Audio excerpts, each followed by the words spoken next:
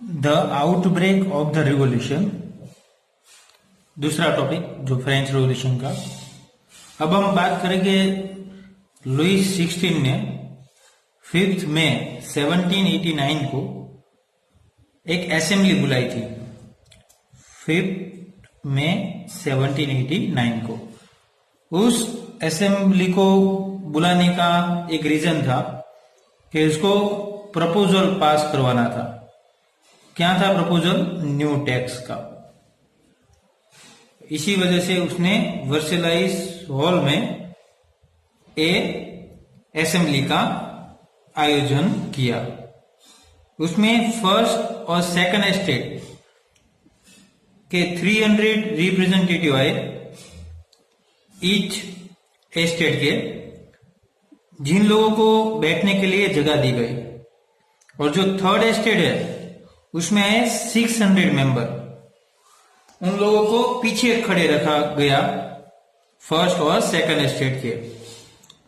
Demand का list बना, 40,000 letter दिए गए डिमांड के। फिर वोटिंग हुई। वोटिंग उस टाइम कैसे होती थी? वोटिंग डिपेंड करती थी किसके ऊपर? कि जो एस्टेट है तो एक एस्टेट को एक ही वोट देना है, मींस फर्स्ट और सेकंड और थर्ड। तो टोटल कितने वोट हो गए? 3 वोट हो गए।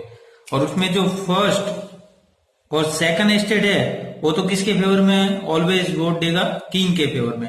बट थर्ड एस्टेट अकेली रह जाएगी, मींस उसकी वोटिंग काउंट होगी नहीं। ऐसा ही हुआ। इसी वजह से जो थर्ड एस्टेट है उन लोगों ने डिमांड की कि ईच मेंबर को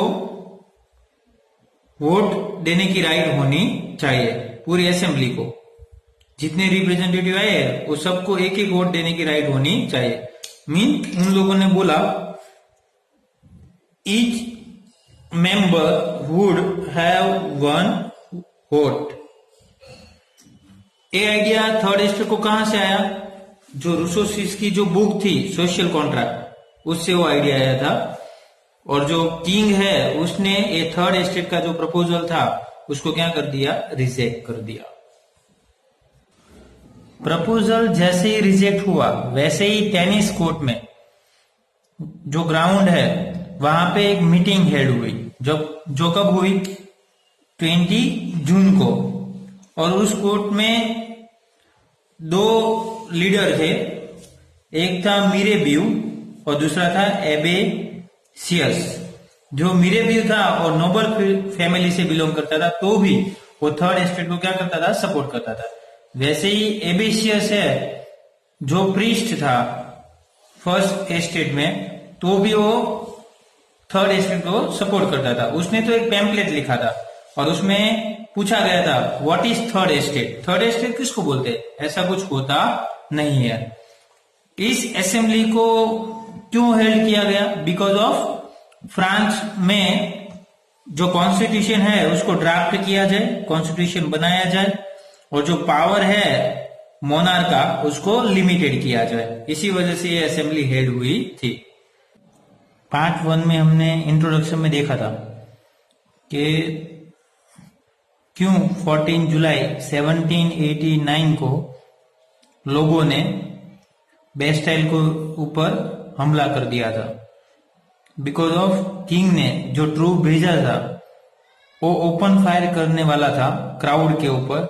इसी वजह से लोगों ने बेस्टाइल के ऊपर क्या कर दिया? हमला कर दिया था। उसी टाइम क्या हुआ? बहुत सारी जगह पे ड्रॉट आए और बहुत सारी जगह पे जो फार्मर है उसके क्रॉप है और फेल हो गए। तो भी जो नोबल और क्लर्जी पीपल है वो लोग उसके बाद क्या मांग रहे थे? टैक्स मांग रहे थे। इसी वजह से पिजन ने बहुत सारे डिस्ट्रिक्ट को सीज कर दिया। होय एंड पीच ऑफ फ्रॉक से अटैक कर दिया।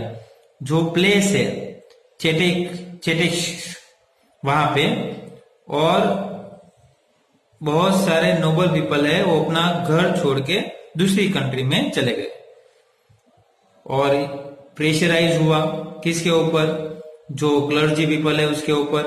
और 4 अगस्त 4 अगस्त 1789 में जो असेंबली हेल्ड हुई उसमें फ्यूडल सिस्टम को एबोलाइज किया गया, टैक्स को भी एबोलाइज किया गया और क्लर्जी पीपल के पास से लैंड को लिया गया और उन लोगों को 2 बिलियन एटलीस्ट 2 बिलियन लीवर को पे करने के लिए बोला गया।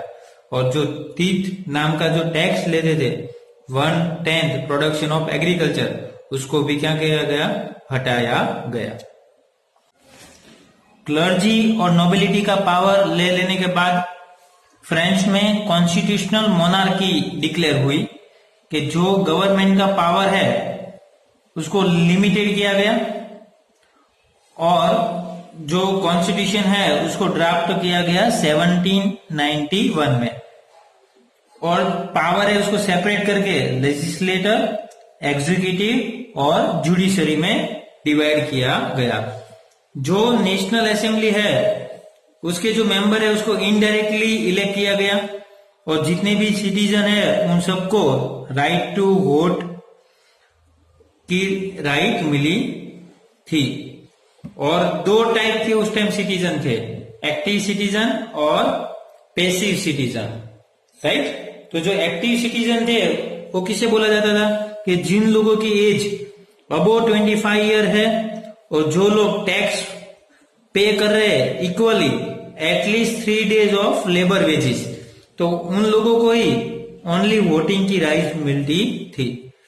वैसे ही पैसिव सिटीजन किसको बोला जाता है कि जो लोग 3 days जितना टैक्स पे नहीं करते वो लोग, और दूसरा सारी जो वुमन है वो और चिल्ड्रन और यूथ जिसकी एज 25 ईयर से कम हो, उन सबको वोटिंग की राइट थी नहीं। जो कॉन्स्टिट्यूशन पास हुआ तो उसमें कौन सी राइट डिक्लेयर की गई? एक तो right of man and citizen, right to life, freedom of speech, freedom of opinion और इक्वलिटी बिफोर लॉ। ऐसी जो कॉन्स्टिट्यूशनल राइट है उसको डिक्लेयर किया गया कॉन्स्टिट्यूशन में।